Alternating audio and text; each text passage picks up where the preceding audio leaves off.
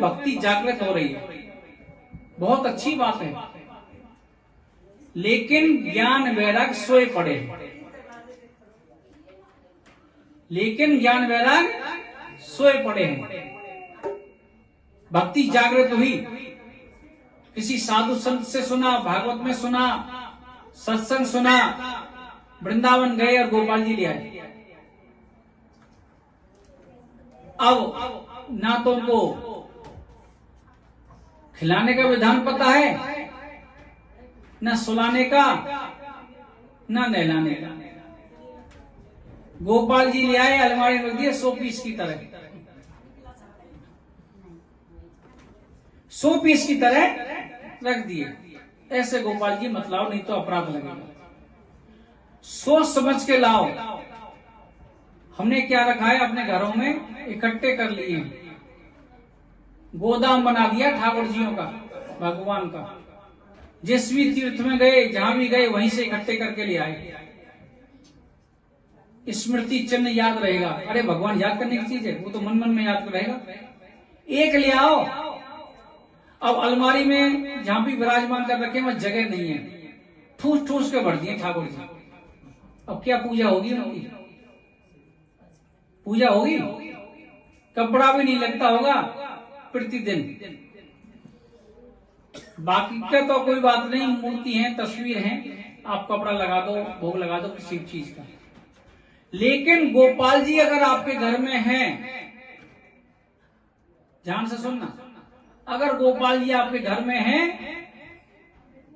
तो ज्ञान और वैराग को जगाना पड़ेगा, ज्ञान भी रखना पड़ेगा।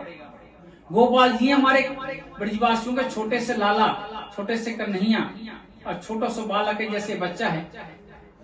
अब ये बोलेगा नहीं मुझे भूख लग रही है, लेकिन माँ को पता चलना चाहिए इसको कब भूख लग रही, कब प्यास लग रही। क्या करना चाहिए? समय से उनको स्नान कराना चाहिए, ठंडे पानी से भी नहीं, जैसे बच्चों को स्नान कराते हैं। उनका श्रृंगार करना चाहिए। श्रृंगार के बाद तुरंत, ब्रजवासियों को भूख लगती है नहाने के तुरंत बाद, तो उनका भोग लगाओ। भक्ति जागृत हुई, गोपाल जी ले आए और भोग लगा रहे हैं मिश्री का या चनौड़ियों का। ऐसी कैसी भक्ति जो मिश्री पर जाकर टिक गई। अब प्रतिदिन मिश्री खिला रहे हैं भगवान को, फिर बोल रहे हैं हमारी विपत्ति ने दूर कर दे। डेली कोई हमें, प्रतिदिन हमें मिश्री खिलाए, कैसा लगेगा? अरे उसके लिए भोग लगाओ, भोग बनाओ शुद्ध अवस्था में, बिना नहाए धोए नहीं। पहले खुद स्नान करो, फिर गोपाल जी को स्नान कराओ, फिर रसोई को शुद्ध करो, फिर उनके लिए प्रसाद बनाओ, भोजन बनाओ, फिर भोग लगाओ तुलसी डालकर। बिना तुलसी गोपाल जी भोजन नहीं ग्रहण करती। आप कुछ भी दे दो, लेकिन ऐसा नहीं करते। नहीं करते तो भाई गोपाल जी लेके मत आओ। सभी से हाथ जोड़कर अनुरोध है हमारा, अगर आपके पास गोपाल जी हैं तो ऐसा करो, सुबह भोजन कराओ, दोपहर को भोजन कराओ, संध्या के समय भोजन कराओ। संध्या के समय अगर भोजन नहीं करा सकते हो तो दूध पिलाओ, फिर उनको शयन कराओ। सिंहासन में ऐसी मत छोड़ो, अलमारी में ऐसी मत छोड़ो 100 पीस की तरह, 100 पीस की तरह।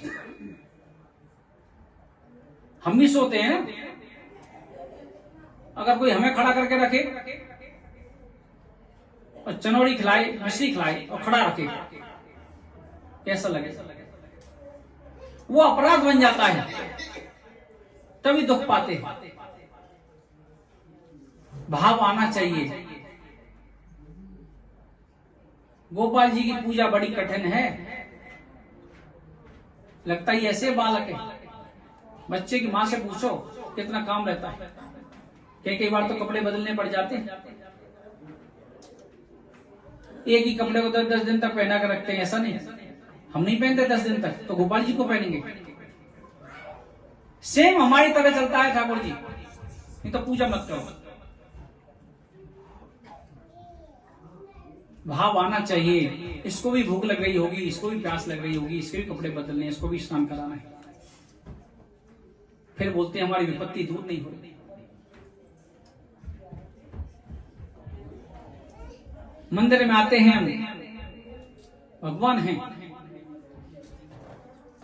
मत्था टेकते हैं, कुछ थोड़ा बहुत जेब में से निकालेंगे, दान पेटी में डाल देंगे, उसके बाद प्रारंभ कर देंगे अपनी समस्या बताना। मेरे हिसाब से अगर आप यहाँ के खड़े हो गए तो आपको बोलने की जरूरत नहीं। आपने दहलीज पे कदम रख दिया, अगर भगवान मानते हो तो उनको सब कुछ पता है, बोलने की जरूरत नहीं है। अगर मूर्ति के सामने आप खड़े हो, भगवान मान रहे हो, फिर भी आप बोल रहे हो, तो आपका विश्वास मूर्तियों में नहीं है। आप सिर्फ खड़े हो जाओ, दीन बंधु दीनानाथ और मेरी डोरी तेरे हाथ, बस बोलने की जरूरत नहीं कुछ भी आपको।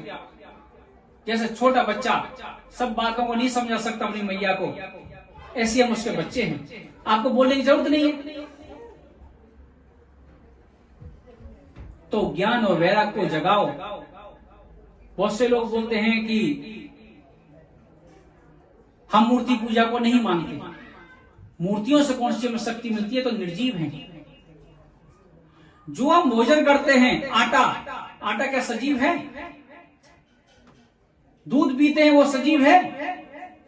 ड्राई फ्रूट खाते हैं वो सजीव है? वो भी सब निर्जीव है। खाते तो शक्ति मिलती है हमें, तो मूर्तियों से को नहीं मिलेगी। बहुत से लोग बोलते हैं कि हम मूर्ति पूजा को नहीं मानते। क्या मानते हो भैया? हम तो मानते हैं कण कण में वही है, हर जगह वही है, मूर्तियों की जरूरत नहीं है।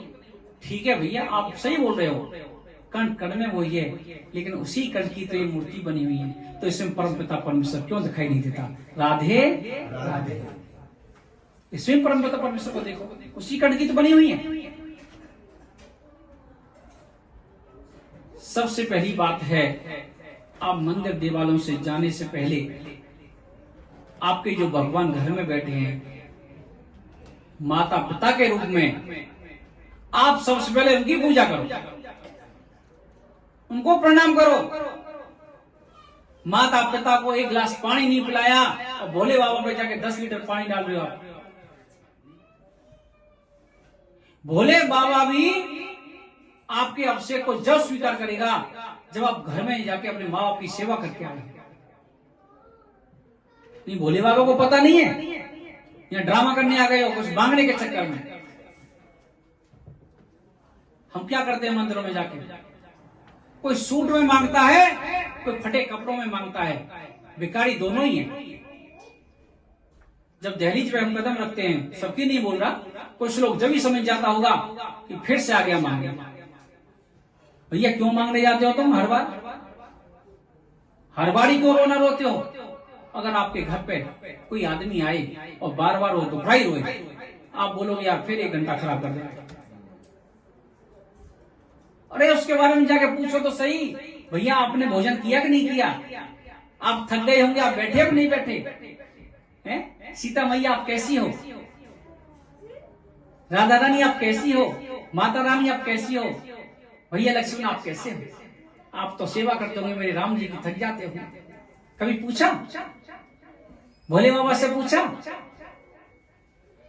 कोई नहीं पूछता, अपने से फुर्सत नहीं है। तो ये भाव जब तक नहीं आएगा, परमपिता परमेश्वर की प्राप्ति नहीं होगी। फिर आता है दुख। कहां पहुंच जाते हैं हम? तंत्र मंत्रों के पास कि हमें दुख आ गया भाई, दुख को दूर कर दो। ब्राह्मणों के पास वो अनुष्ठान बता देगा, ठीक है भाई इतने 1000 रुपए रख दे, तेरा कर देंगे हम काम। अगर आप भजन करोगे खुद, आपको कहीं जाने की जरूरत नहीं, खुद से भजन करो। आपका गुरु नहीं है कोई बात नहीं, महामंत्र करो, हरे कृष्ण कृष्ण कृष्ण हरे हरे, हरे राम राम राम हरे। आप इस भजन को करते रहो, मंत्र को। जब आपका ये मंत्र उस सीमा तक पहुंच जाएगा, वो परमपिता परमेश्वर आपको गुरु अपने आप भिजवा देगा, गुरु अपने आप पहुंच जाएगा आपके पास। लेकिन आप भजन करो तो सही, भजन तो आपको ही करना पड़ेगा, फ्री, कोई चार्ज नहीं है उसका। भजन करने में कोई पैसा लगता है? हरे कृष्ण कृष्ण कृष्ण हरे हरे, हरे राम राम राम हरे। बोला, कोई पैसा नहीं लगा, कम पड़े पैसे, किसी की जेब में खर्च हुए नहीं हुए, लेकिन कोई नहीं करता है। भोले बाबा मैया पार्वती से बोलते हैं, इस दुनिया का सबसे बड़ा आश्चर्य बताता हूं मैं आपको। उसको मनुष्य शरीर मिल गया, जीव मिल गई, हवा मिल रही है फ्री में, फिर भी भजन नहीं करता है जो फ्री है। अरे हम नहीं बोल रहे आप साधु बन जाओ, वृंदावन पहुंच जाओ, वृंदावन तो वैसे ही ज्यादा भीड़ है आजकल। चलते फिरते बैठते सोते जगते, किचन में काम करते हुए, ड्यूटी जाते हुए, अरे 5 मिनट में एक बार बोल दो, 5 मिनट में एक बार बोलोगे तो 1 घंटे में कितनी बार बोल जाएगा? 12 बार। 8 या 9 घंटे की ड्यूटी है, 12 गुणा 9 कितने हो गए? 108। आपकी एक माला होगी। 5 मिनट में एक बार बोलोगे तो 1 माला हो जाएगी आपकी ड्यूटी करते समय। तो भक्ति के साथ साथ ज्ञान वैराग्य को भी जगाओ। श्रीमद् भागवत महापुराण से भक्ति ज्ञान वैराग्य का उद्धार हुआ है। उधर